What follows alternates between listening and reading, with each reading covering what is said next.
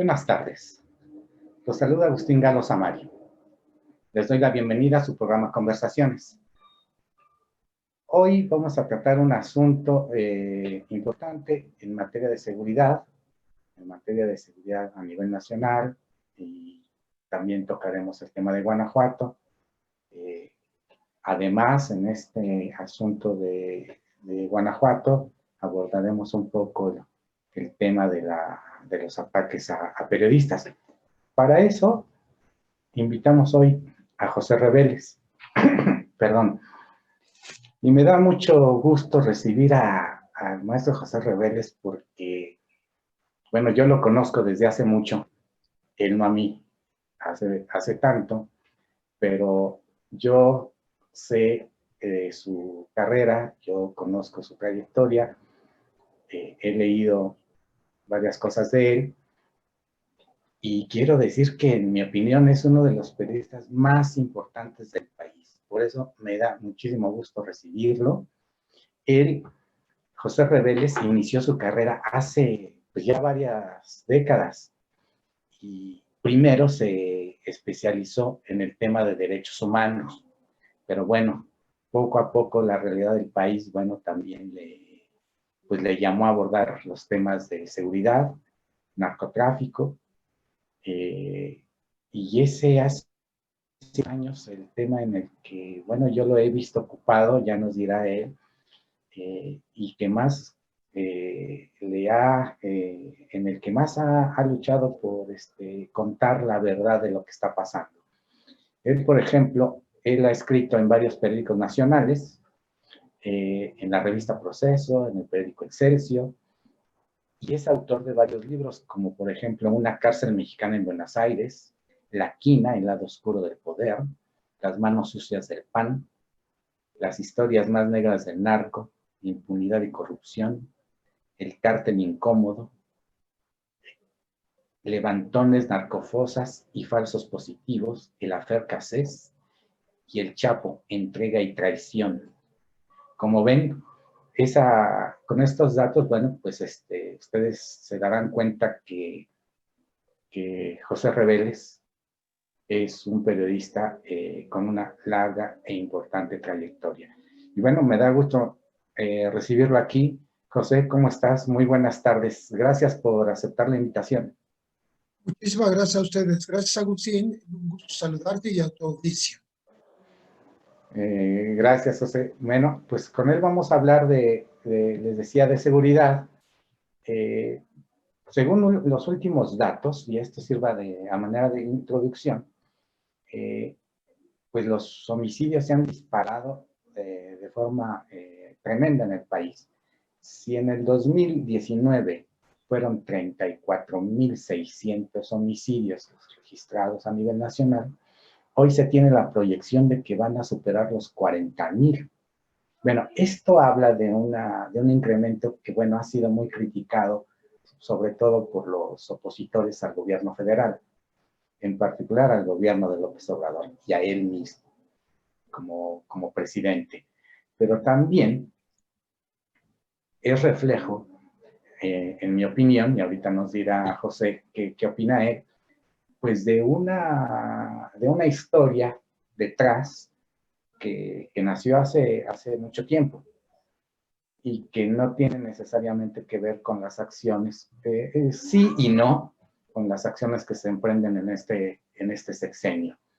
Lo preocupante ahora, a mi modo de ver, es que hay una militarización de la vida pública, de la vida nacional, en muchos de los órdenes de la vida. Por ejemplo, el ejército está ocupado en hacer carreteras, el aeropuerto de la Ciudad de México, cuida aduanas, persigue migrantes en la frontera sur. Y ahora que el presidente dio su informe de gobierno, pues decía que el ejército ha entrado en una nueva etapa de servicio al país, en el que, bueno, reconoce, y él mismo lo dice, hace todas estas cosas, desempeña todas estas tareas. A la vez, tenemos casos como el de Ayotzinapa, donde el ejército estuvo involucrado el sexenio pasado. Hace 2 meses, el general Cienfuegos, secretario de la Defensa Nacional, el sexenio pasado, fue detenido en Estados Unidos acusado de narcotráfico y liberado un mes después, hace unos días, el 17 de noviembre, porque el Departamento de Justicia desestimó los cargos. En una situación ahí que bueno, se habló mucho de las razones por las cuales se dio esta situación. Una de ellas, pues, para mí la más creíble, o algunas de ellas que hablaban de esto, de decisiones de geopolítica, estrategia de Estados Unidos y de México, en un contexto que no solamente es de ahora también, ¿no? Sino que también es de hace muchos años, en esta relación que tiene México con Estados Unidos, en el que la seguridad de nuestro país le es importante a los Estados Unidos, la seguridad interna sobre todo. Y en ese sentido, las inconformidades que se dieron con la detención del general habrían derivado en esta situación, en esta decisión de liberarlo, de traerlo a México y de que ahora esté el general en su casa. No sé cómo veas, José, este panorama que pinto. ¿Tú qué opinas al respecto? Un poco complejo el panorama, como tú mismo lo has descrito, con muchos detalles. Me parece que los datos más recientes que tenemos son los que el propio presidente de la República, Andrés Manuel López Obrador, ofreció ayer. Están disminuyendo algunos delitos, vamos a decir, del fuero común o de estos delitos cotidianos que afectan mucho a la ciudadanía, como el robo a casas habitación, robo de automóviles, etcétera. Pero hay delitos que se empecinan en seguir ahí, están creciendo.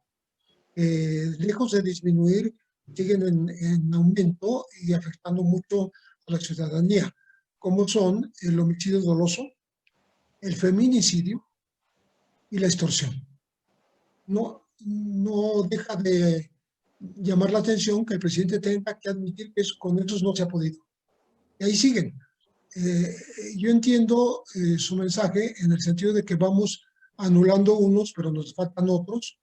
Y me parece que lo que le falta a este gobierno es hacerle ver a la ciudadanía que ya llegó un punto, el más alto de la violencia y de la inseguridad en este país, en donde no es posible seguir avanzando. No es posible que podamos, como tú estabas sugiriendo, que podría ser más de 40,000 homicidios dolosos el próximo año o al terminar este año. Yo creo que van a ser menos, pero de todos modos va a aumentar y eso no puede seguir así. ¿Por qué? Porque ya no puedes estar culpando a una herencia del pasado, por muy dolorosa que sea, a los regímenes anteriores como culpables de esta escalada violenta y de seguridad, sino que ya es una responsabilidad tuya, que tú debes resolver, que no puedes repartir ya esas culpas porque no te toca resolverlas y empezar a dar signos de que en efecto se está componiendo. Esa es una cosa que me pareció muy importante como reconocimiento de la crisis por parte del presidente de la República. Otra cosa que destacaría yo en materia de seguridad, que se habló de, como nunca se había hablado, de letalidad. Letalidad que quiere decir que cuando hay una confrontación entre la Fuerza Armada, sea policíaca o militar, con la delincuencia organizada, normalmente hay detenidos, heridos y muertos.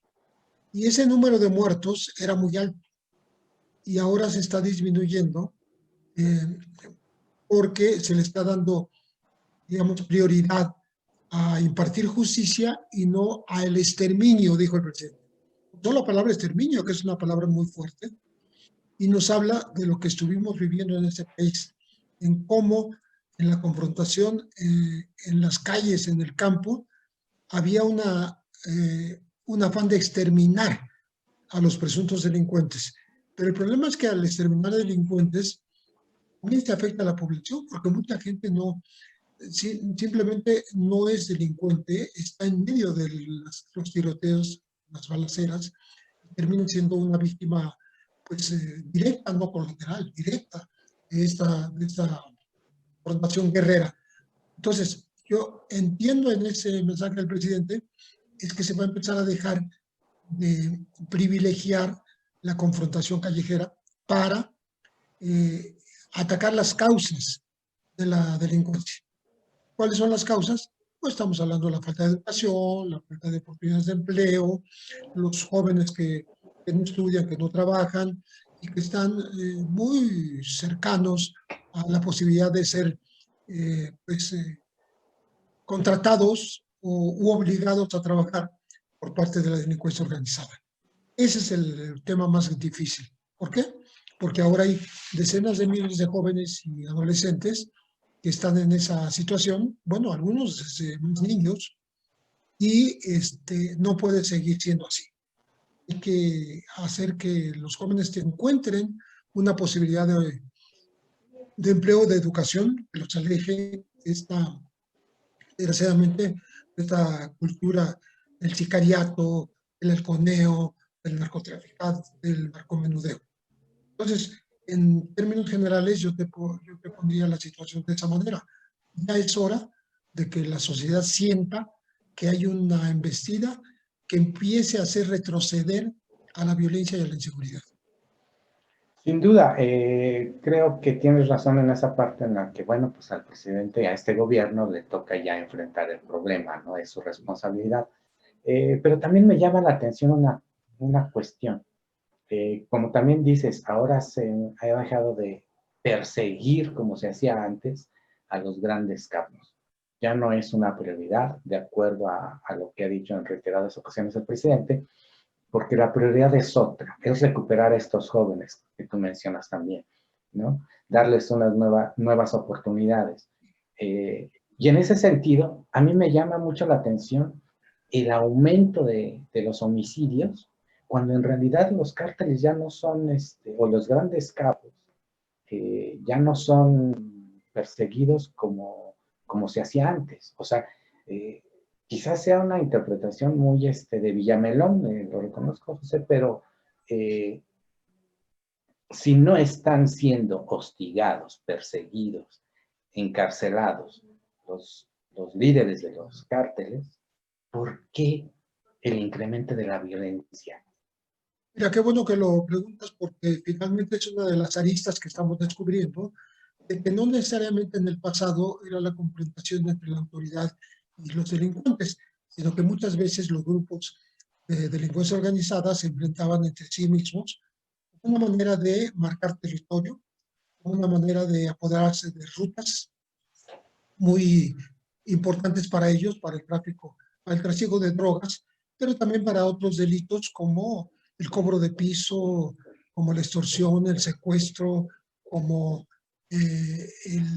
todo tipo de contrabandos, incluso de seres humanos, mujeres, de niños, de pornografía infantil, en fin, todos estos delitos que están asociados a los traficantes, porque el tráfico de drogas ya no se da como un único delito solo, sino que está acompañado de otras actividades que fortalecen a esta delincuencia y que le dan como una especie de posibilidad de imponerse en zonas que yo les llamo, como les llama el doctor Buscaglia, vacíos de poder. Hay sitios, regiones del país donde ni siquiera se puede transitar. Aquello es un infierno dominado por cacicazgos regionales, por poderes que que son de facto por encima de lo que de las autoridades que se eligieron en las urnas. Los que mandan son otros, y esos otros son los que imponen el terror e imponen la ley. Incluso se dan el lujo de cobrar impuestos como si fueran una Secretaría de Hacienda. El cobro de piso, la extorsión, a eso van. Entonces, creo que es importante que no haya más preponderancia de ese paradigma bélico que estuvo presente durante muchos años y ahora se quiere atender las causas. Es el camino más largo. Por eso no se ven los resultados inmediatamente. Porque es un camino en donde los resultados se van a ver a mediano y a largo plazo. Entonces, no me parece que sea errada la política, pero tal vez sí sería bueno combinarla con el ataque directo a las finanzas de los grupos delincuenciales. No les quitas las finanzas, si no les quitas el poder económico, pues nunca las vas a desmembrar, nunca las vas a destructurar. Siempre estarán ahí presentes porque tienen el poderío. Cuando les quitas el poderío financiero, pues no van a tener dinero para comprar blindados, para comprar eh, varios armas, para dominar las rutas, para reponer, por ejemplo, si les tomaran 100 personas y las apresaran o las liquidaran en el camino, pues las pueden reponer porque tienen el dinero para contratar. A ellos no les cuesta nada contratar más gente porque tienen el dinero, y quitárselos. El, En ese sentido, José, ¿qué te parece el papel que está desempeñando el doctor Jesús Manero? Ya veíamos cómo decía hace unos días Santiago Nieto, que bueno, pues él ponía a consideración de la fiscalía varios asuntos y no pasaba nada, ¿no? Hemos visto al fiscal muy discreto, muy tratando de mantener muy bajo perfil. De hecho, pues desaparece por épocas, por temporadas. ¿Cómo ves ese papel que juega el fiscal? Me parece que se está atacando a las finanzas, pero no ahora tanto de los grupos de delincuencia organizada, sino parece de los viejos funcionarios que robaron del erario. Entonces, el enfoque se está dando más hacia los corruptos que hacia los traficantes, que también son corruptos, ¿no? Pero que son específicamente traficantes armados. Están dominando territorios que parecerían más bien tierra de nadie. Es donde falta enfocar. Eh, Hay un inicio de esta acción, hay que reconocerlo, que la Unidad de Inteligencia Financiera colaboró con Estados Unidos para un par de operativos que se hicieron este año contra el cártel Jalisco Nueva Generación. Tanto el operativo Pitón como el operativo Agave Azul. Son dos momentos de ataque a las finanzas del cártel Jalisco Nueva Generación, finanzas internacionales. Estamos hablando de varios miles de cuentas bancarias que descubrieron y que se congelaron. Y sí le duele. No les duele que, por supuesto que no les gusta que esté preso el hijo del Mencho, ¿no? En Estados Unidos, y una hija también. Pero el que les quiten su poder económico que han logrado a base de delitos y de lavado de dinero, eso sí les puede mucho. Entonces, creo que por ahí está el camino que apenas se vislumbra, apenas se inicia, pero que debería ser de todos los días. De tal manera que sea pareja la lucha, tanto contra los corruptos de la política como contra los corruptos de la violencia y de la delincuencia organizada. Quizá tenga que ver en esa percepción que hay del fiscal, pues que los casos más sonados en el país, bueno, han quedado ahí están en una especie de, digamos que en un tránsito en el que no se ve muy claro si va a haber justicia o no, y los que la gente espera, los ciudadanos esperan, no se dan, ¿no? Y hay muy poca paciencia para que el fiscal cumpla con los procesos que deben de seguirse, y mientras pues las críticas se multiplican, ¿no?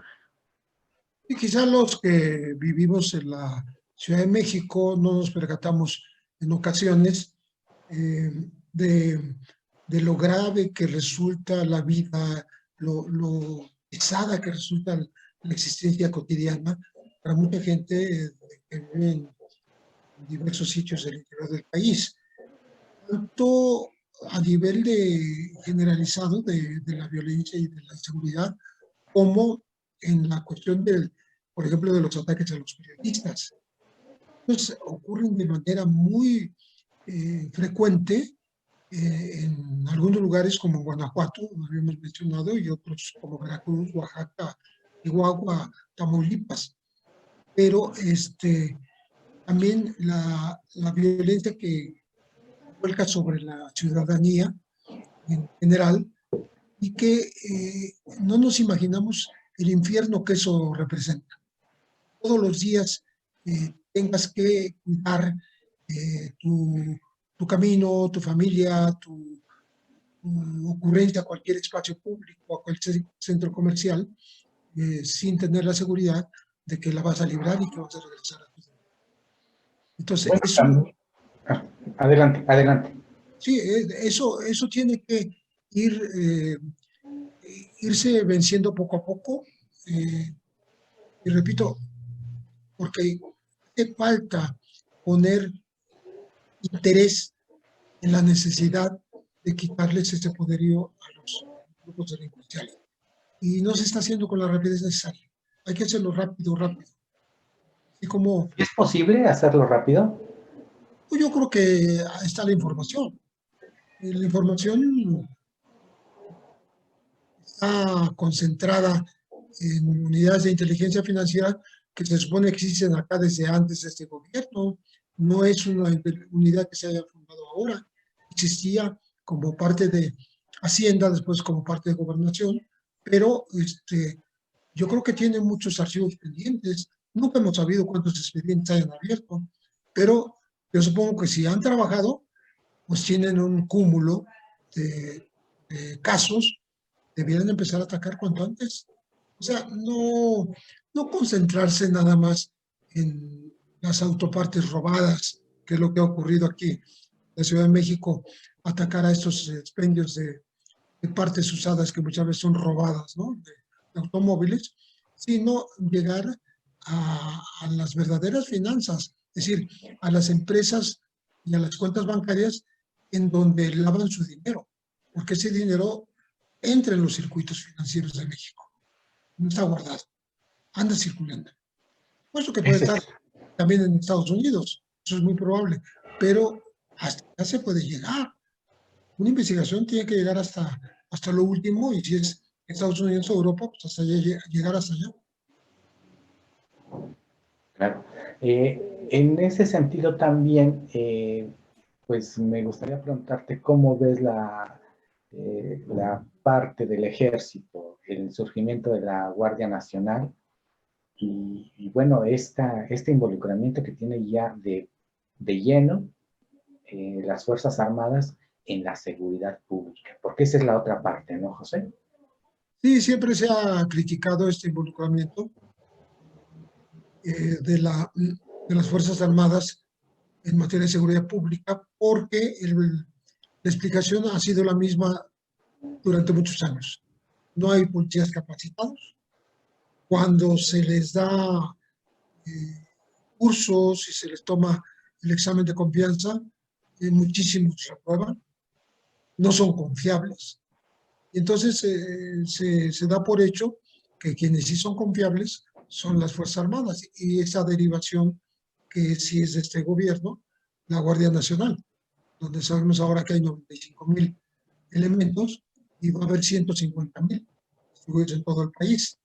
El tema es que ahí va a faltar trabajo de inteligencia, porque no es lo mismo una fuerza de 150,000 hombres, un trabajo de inteligencia que pueden desarrollar mucho menos personas, pero con los equipos sofisticados que son necesarios, con las intervenciones telefónicas autorizadas por juez, no necesita hacerse público, ¿no?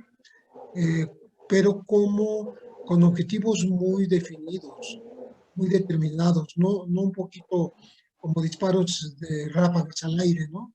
Sino como muy localizados, y esos objetivos localizados, ir tras ellos con esta investigación de inteligencia. Creo que los aparatos de espionaje, por ejemplo, hoy vuelve a salir un informe en Canadá, hablando del sistema de Pegasus y otros que con lo que se espía a periodistas y a defensores de derechos humanos y a sospechosos de ser opositores, pero no se emplean en contra de la delincuencia. Entonces algo está pasando aquí, algo está pasando y mal, ¿no? Eso hay que reenfocarlo, hay que volverlo a utilizar, pero en contra de la delincuencia organizada. ¿La desaparición del CISEN sí fue beneficiosa? Pues en realidad el CISEN no es que haya desaparecido del todo, cambió de nombre. Es una unidad de inteligencia que sigue estando en el mismo lugar incluso del CISEN. Está presidido ahora por un general en este momento. Por tanto, sigue habiendo labores de inteligencia. Un Estado, un gobierno no puede prescindir de esas labores. De hecho, me parece que son absolutamente necesarias, porque de otra manera se pondría en desventaja contra los grupos de delincuencia que sí tienen esa capacidad pues, de espionaje, de inteligencia. El gobierno también debe tener. Pero aquí el tema es el enfoque. ¿Vas a usarlo para espiar a los opositores o vas a utilizarlo para combatir a la delincuencia? Creo que esa es la gran pregunta, porque el CISEN como tal, como nombre, desapareció, pero como entidad sigue operando. Tal vez Sí, con menos gente, pero sigue operando. ese debió de haber sido la pregunta, porque efectivamente, ¿no? Y hay testimonios, o sea, bueno, lo conocemos nosotros, esto. Prácticamente es lugar común decir que se siente uno vigilado, ¿no? O sea, esos sistemas de inteligencia siguen funcionando, ¿no? Sí, por supuesto que sí. Pero no para el combate a la delincuencia. Bueno, y eso también me lleva a preguntarte, en el caso específico de Guanajuato, sobre el incremento de la violencia en los últimos años, ¿no? Desde el sexenio pasado, el gobernador Miguel Márquez empezó a darse una situación muy complicada en materia de seguridad, en la que los homicidios se dispararon. Por ejemplo, te doy dos datos.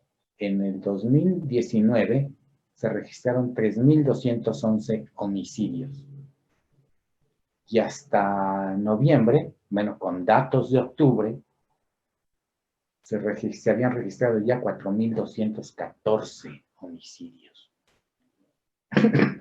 Esto en un contexto en el que, bueno, también hay inseguridad en las calles, delincuencia común, en que también hay agresiones a periodistas y un cuestionamiento sobre la actuación de la Fiscalía General del Estado, en particular de su titular, de Carlos Amarripa, del secretario de Seguridad Pública, Álvaro Cabeza de Vaca, y esta situación que empeoró con el cártel Santa Rosa de Lima, que se hizo noticia nacional, ¿no?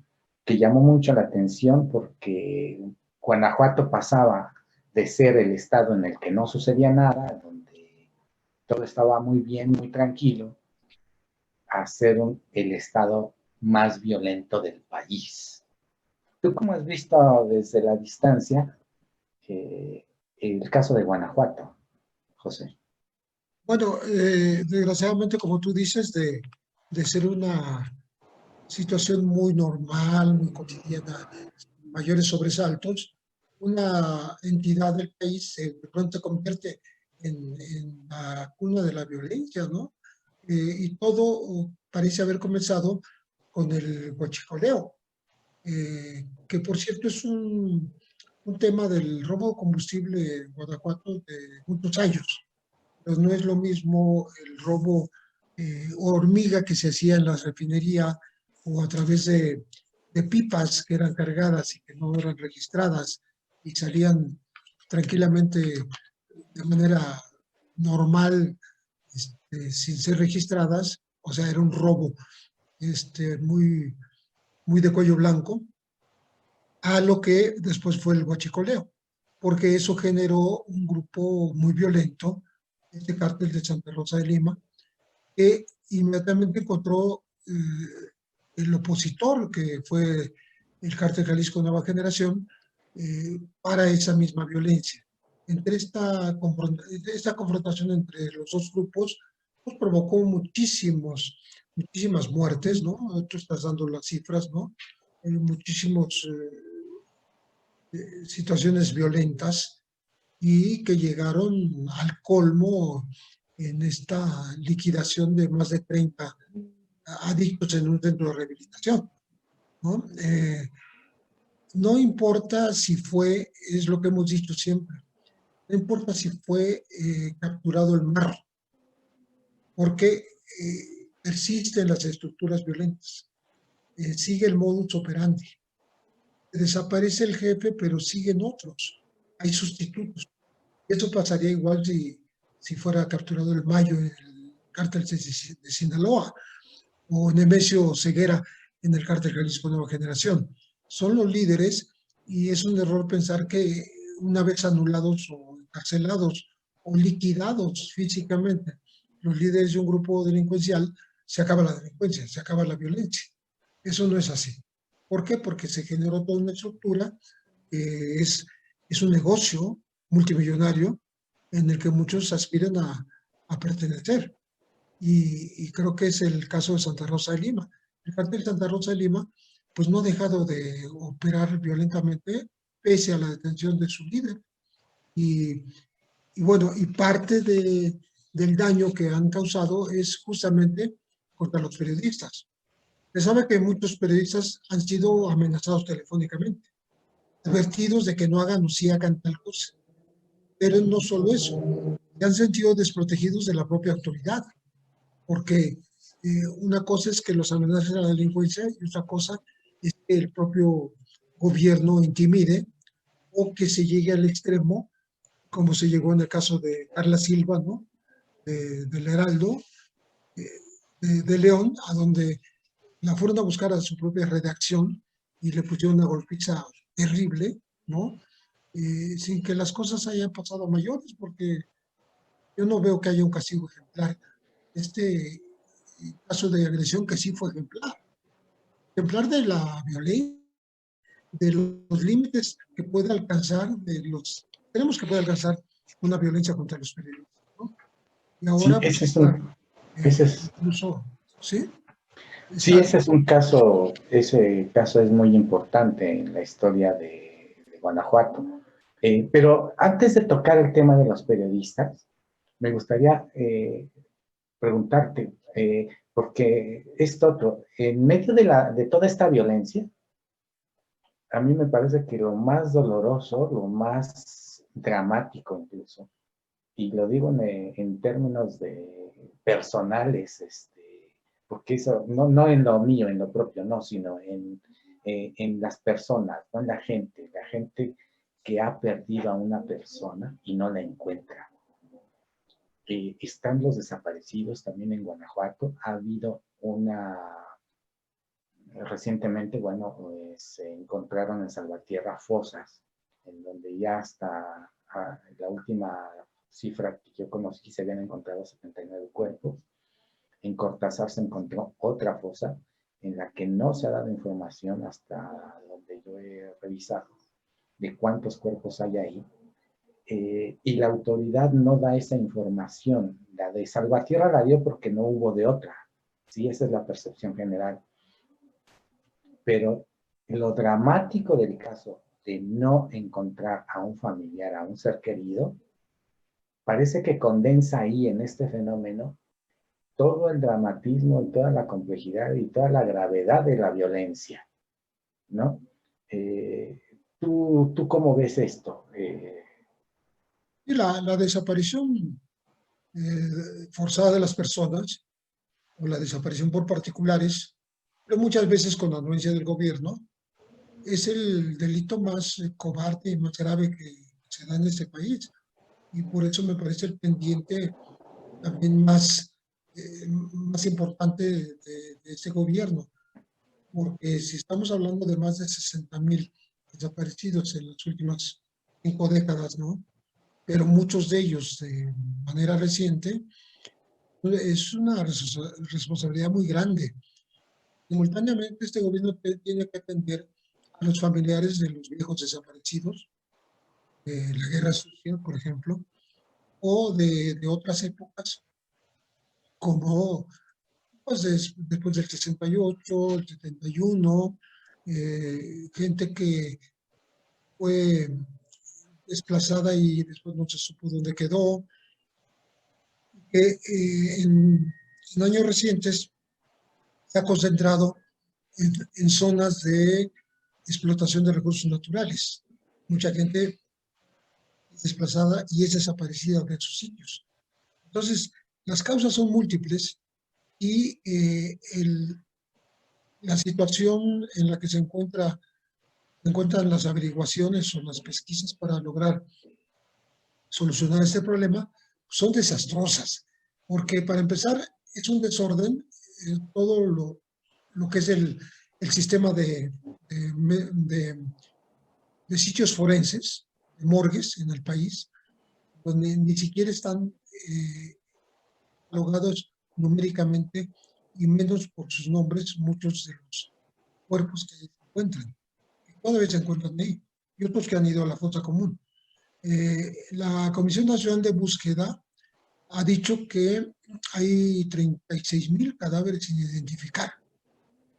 Hay más de 2,500 fosas clandestinas, donde también la identificación es muy lenta y casi a gotas.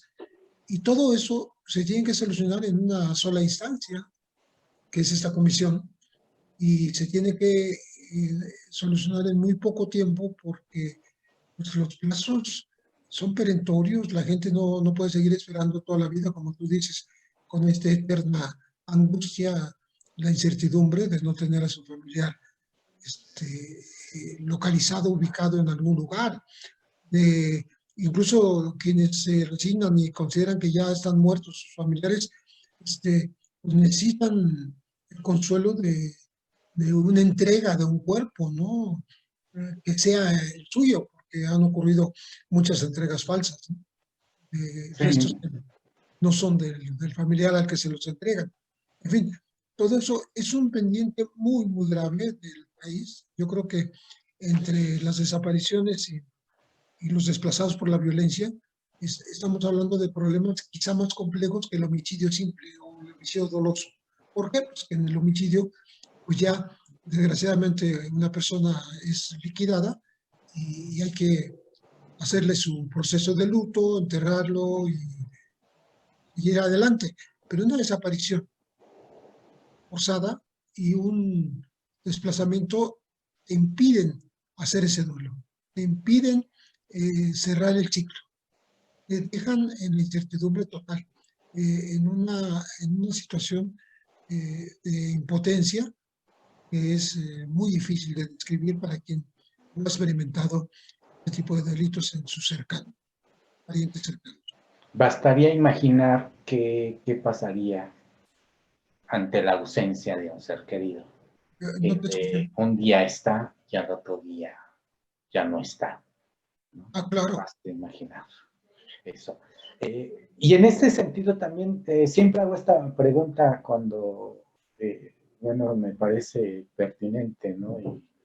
¿Qué tanto la delincuencia que desaparece personas, que asesina, eh, que eleva el nivel de violencia en el país y en Guanajuato, por ejemplo, qué tanto prospera esa delincuencia con el contubernio de las autoridades? ¿Es cierto aquello que dice, bueno, que la delincuencia no prosperaría sin la autoridad, sin la complicidad de la autoridad, sin el involucramiento en la autoridad? Absolutamente cierto. No hay delincuencia, particularmente el narcotráfico y bueno, el chicoleo en este caso, eh, eh, que no podrían ocurrir sin que haya esa cobertura, esa impunidad, esa capacidad de hacer las cosas con los ojos cerrados de la autoridad. La autoridad como que ve y ya se pues, voltea para otro lado. Tiene información y no llega al fondo de las cosas.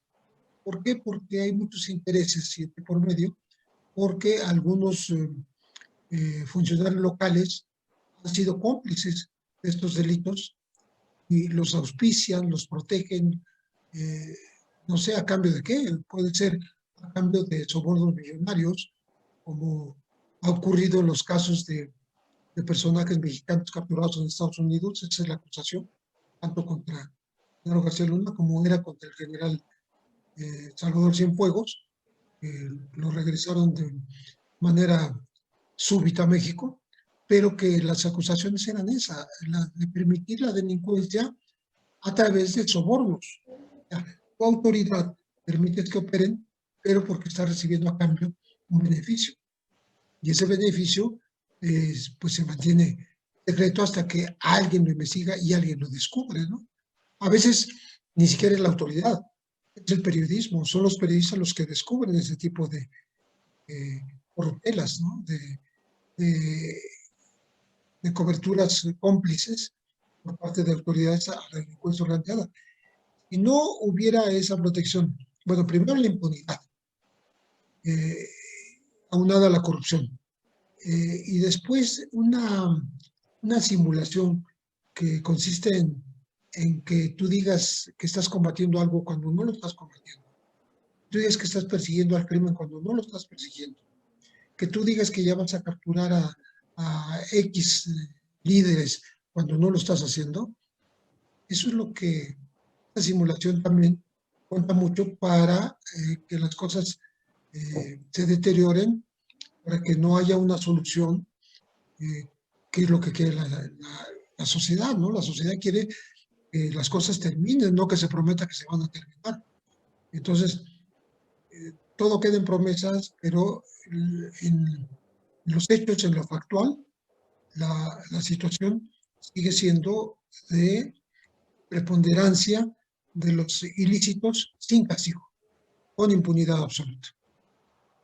Mientras en Guanajuato vemos, José, escenas como las de hace unas semanas, en la que el embajador de Estados Unidos, Christopher Randolph, visita el estado y se pasea por las instalaciones de la fiscalía y dice que Guanajuato es el ejemplo de la integración de México con Estados Unidos y que está gustoso de colaborar con el gobierno guanajuatense. A un lado está el fiscal Carlos Amarripa y del otro el gobernador Diego Sinue,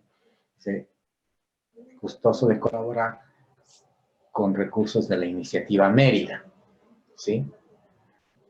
Y al mismo tiempo se empiezan a dar los asesinatos, o se da el asesinato de Israel Vázquez en Salamanca, el 9 de noviembre, perdón, cuando una semana antes, el 1 de junio, ya había un periodista desaparecido que hasta la fecha no se sabe de él, Víctor Manuel Jiménez Campo, en Celaya. Pero esto también se da después de, porque ellos no son los únicos periodistas que han sufrido las consecuencias de la violencia, sino desde el 2015, el antecedente es el de Gerardo Nieto Álvarez, que fue asesinado en las oficinas de su propio semanario, El Tábano, en Comonfort, ¿sí? Entonces, ¿qué podríamos explicarnos de todo esto? Mira, este tipo de datos que mencionas no son tanto informativos cuanto de propaganda. Tanto hace propaganda el embajador de Estados Unidos como el gobernador y como su jefe de seguridad. ¿Por qué? Porque necesitan darle a la ciudadanía la percepción de que algo se está haciendo y que le están dando ayuda de la iniciativa Mérida. Pues qué bueno que se la den, pero pues que también auditen los resultados, porque tú no puedes dar ayuda a fondo perdido. Si hay esa autorización de los dos gobiernos, si se le ha dado a Guanajuato, habría que ver cuáles son los resultados. porque pues todo el dinero del mundo no alcanzaría en un barril sin fondo de corrupción. Entonces, creo que es más propaganda que otra cosa. Y sí, como tú mencionas, esta desaparición de este reportero, pues ya desde noviembre, ¿no? Estamos hablando de más de un mes, ¿no? Más o menos. ¿Sí? Este, que han aparecido incluso indicios de- de que estuvo en algún lugar, de que encontraron parte de sus ropas, etcétera, pero que no termina Víctor Jiménez de aparecer, ¿no? Eh, Exacto. él trabajaba en las páginas de Digital Noticias y Rotativa Digital de Guanajuato, Ujú. y bueno, lo vieron por última vez en un partido de béisbol, ya no lo han vuelto a ver, pero ya hay indicios de que pudo haber sido llevado a un lugar apartado en el campo y, pues por desgracia no ha aparecido ni vivo ni muerto, ¿no? Entonces, creo que eso es gravísimo. Un estado en donde ocurren estas cosas no puede presumir de que está aplicando recursos de la iniciativa medida para mejorar la situación.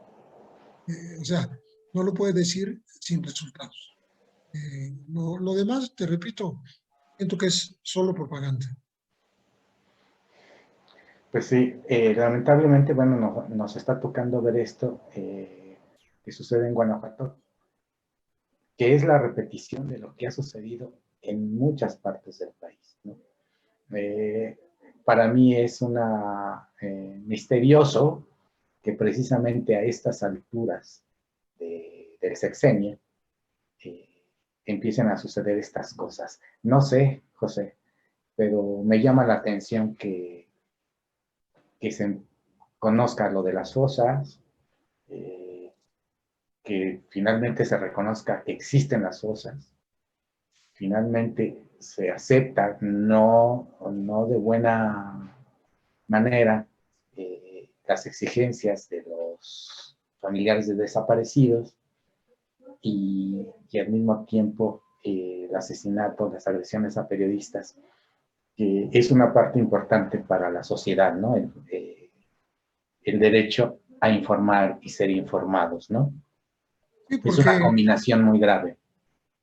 estamos hablando de cómo el Consejo Estatal de Protección a Defensores y Periodistas, y también el artículo 19, han hecho listas de personas agredidas, listas que incluyen hasta 11 personas, típicamente con nombre y apellido, amenazadas, agredidas, físicamente perseguidas en un solo estado, parece que está concentrando todos los delitos habidos y por haber, no solo con el chicoleo, no solo el narcomenudeo, no solo el ataque a los periodistas, sino el incremento de la violencia a través de los homicidios dolosos. Todo se concentró ahí y fue de un momento para otro, como que se destapó la olla y siguió produciendo esta, pues esta fetidez que da la impunidad, ¿no? Entonces, creo que el actual gobierno debería poner ya un empeño mayor para que eso se componga. Cuando ha habido la atención del gobierno federal y algún llamado, inmediatamente se alinean y parece que estuvieran obedeciendo a una consigna de, pues de componer las cosas, ¿no? Pero en cuanto termina esa presión, vuelven a lo mismo, ¿no? No hay un cambio en la vida cotidiana. Parece que los guanajuatenses se merecen algo mejor. Sí, exacto. Bueno, pues José, no sé si quieras agregar algo más eh, que no te haya preguntado. No, pues me parece que a nivel ya de todo el país hay varios sitios de focos rojos, ¿no? Así como está Guanajuato, pues está California Sur, que también era un paraíso de tranquilidad y de pronto se disparó la violencia por la disputa entre grupos de delincuencia organizada, ¿no? Desde que capturaron al Chapo, aquello se descompuso, lo dominaba Sinaloa y se metieron otros grupos a disputarse. Chihuahua está volviendo a la vieja violencia. Tamaulipas. Tamaulipas. Parece retroceder, pero se vuelve a reinstalar. En Jalisco, en Oaxaca, en Guerrero, bueno, ahora en Chiapas, en esta disputa por tierras ahí cerca de Chenaló. En fin, hay muchos focos rojos en el país y creo que va siendo tiempo de que este gobierno entró a su tercer año de señales de que las cosas se van a revertir. Se van a revertir en serio, no, no con palabras, no con promesas, no con discursos, no con introducción de cuarteles de la Guardia Nacional, sino con acciones efectivas que hagan que pues, la ciudadanía sienta otra vez esa confianza. Pues sí, esperemos que así sea, ¿no? Que en adelante las cosas empiecen a mejorar. José, bueno, yo te agradezco muchísimo que hayas estado aquí. Me gustaría, no sé, ojalá te hayas sentido a gusto hablando de estos asuntos. Bueno, Agustín, con muchísimo gusto y muchas gracias por la invitación. ¿No? Y yo espero que nos vuelvas a aceptar pronto otra invitación para que pues, nuestra audiencia pueda también conocer Lo que pueda serle útil, con mucho gusto. de información, ¿no? Precisamente. Pues gracias, José. Mil gracias otra vez. Espero verte pronto. Y bueno, pues a la audiencia también le agradezco que haya estado aquí, le agradezco que haya permanecido con nosotros. No me resta más que invitarlos a que mañana estén aquí nuevamente a las 4 de la tarde en su programa Conversaciones. Hoy es 2 de diciembre, se nos está yendo el año ya rapidísimo. Los invitamos a que nos den muchos likes, muchas manitas arriba, que compartan, que difundan este programa, que la gente sepa que aquí estamos.